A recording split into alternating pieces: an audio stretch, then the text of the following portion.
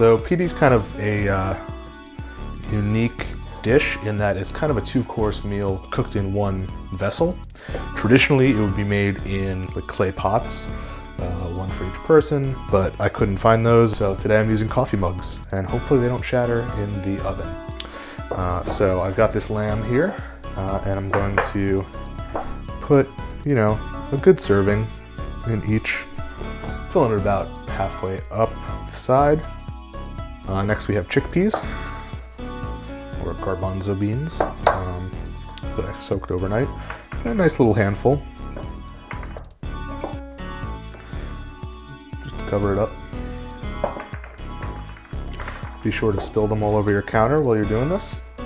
Makes a nice little sound. Got some chopped up onions that I'm gonna sprinkle on top.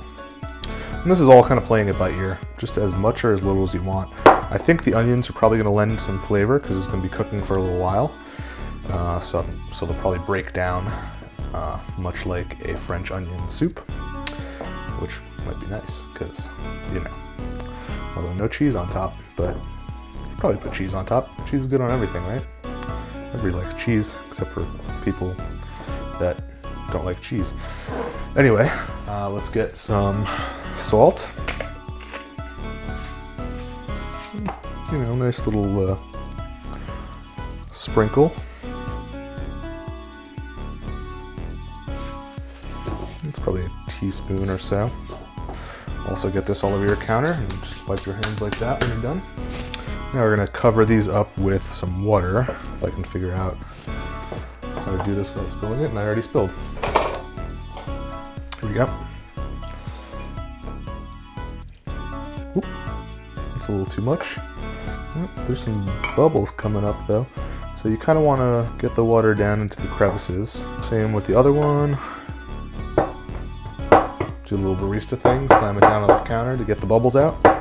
So I've got my oven at 330 Fahrenheit or 160 centigrade, and I've covered up my little mugs with some tin foil so these don't lose too much moisture. And we're gonna throw these guys in for 2 hours.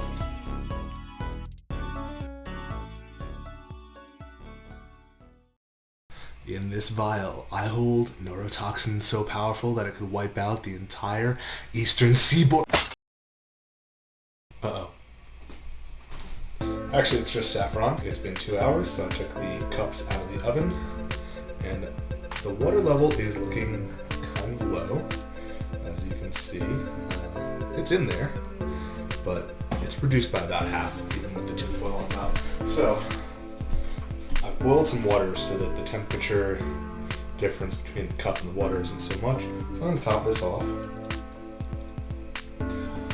Now, let's put about, I don't know, so you don't need too much. I'm going to sprinkle a little bit in there. Or all of it, apparently. I'm going to transfer some of it over because that's way too much. That's like how much I would use for paella. So, I don't know if you can really see that, but you know, that many strands is fine. And then I've got some prunes. I know what you're thinking. Prunes are for pooping. But prunes are just dried plums, so they have pretty sweet flavor, earthy flavor. So I'm going to put a few of those in each of these. I'm going to throw in some pepper at this point. Go ahead and cover these guys back up. Throw them back in for another hour. So this right here is called la vache, and that means the cow in French, which is strange because it's bread and there's no cow in it whatsoever.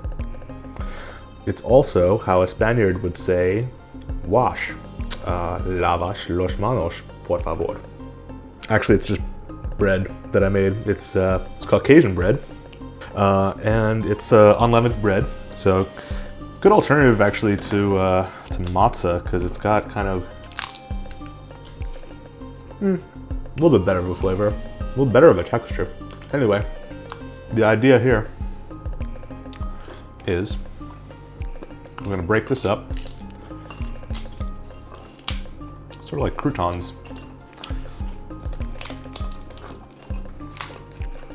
And you can use any old crumbly, crusty, stale bread.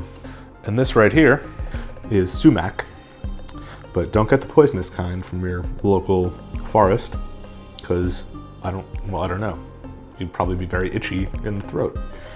This is made from some sort of root, and it smells like balsamic vinegar or something. It's got interesting scent. So we're gonna sprinkle some of that down here. Cool. So what we're gonna do is carefully, because these are still hot, drain the broth. It's crazy how much that reduced. I'm probably gonna grab the broth from the other guy too. Yeah, definitely. Sorry other guy who doesn't exist. Wouldn't be eating this anyway. So this is your soup, the first course. And for the second course, take a bunch of this stuff out. Oh, look at that, that's just falling apart. That looks amazing. And then you wanna mash up your chickpeas. Making sure to get your chickpeas on the table once again.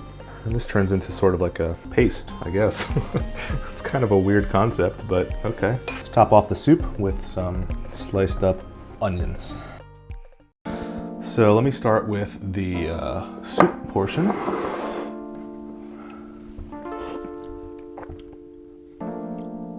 So it's got a really fragrant kind of taste to it. Almost like,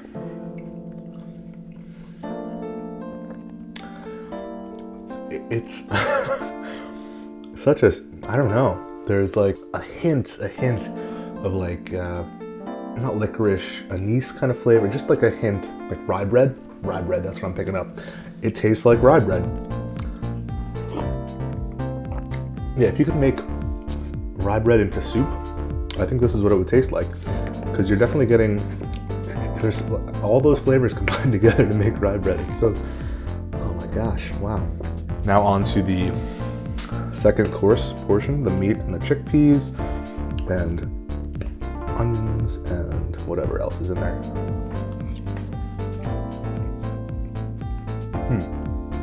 And this is completely different. That is insane. The meat has, doesn't have any of its gaminess. I guess that kind of like went into the broth. It just tastes kind of like, almost tastes like beef, even though I know it's lamb. The chickpeas soaked up some of the prune flavor and the onions, and I can see why they would separate these two though, because the flavors are so different. Not many people say, for vacation I would love to go to Azerbaijan. I mean, I wouldn't, not that there's anything against doing that, I'm sure it's great, it's, you know, next to, what is it, the Black Sea? But now you know, their food is definitely a reason to go. So that's Azerbaijani food for you. If you enjoyed watching this, be sure to give it a thumbs up. If you have a recipe from your home country that you want to see me attempt to cook on this show, be sure to leave a comment below. And if you enjoyed watching this video, hit that subscribe button. Thanks for watching. See you next time.